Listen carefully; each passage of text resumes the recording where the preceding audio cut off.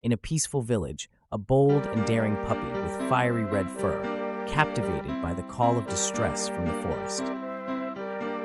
With a heart pounding with courage, the puppy plunges into the shadowy woods without hesitation. The puppy faces the powerful river, its currents challenging his resolve to help those in need.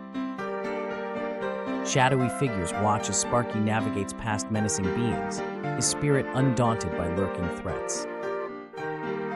Struggling against the prickly traps, Sparky's determination to rescue the trapped birds shines through his actions. With deft skills and unwavering focus, the puppy frees the birds from their thorny prison, their small chirps of relief breaking through the forest's silence.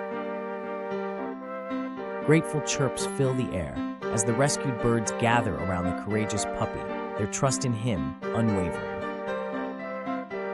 With the rescued birds in tow, Sparky emerges from the shadows as a symbol of bravery and kindness, his mission accomplished.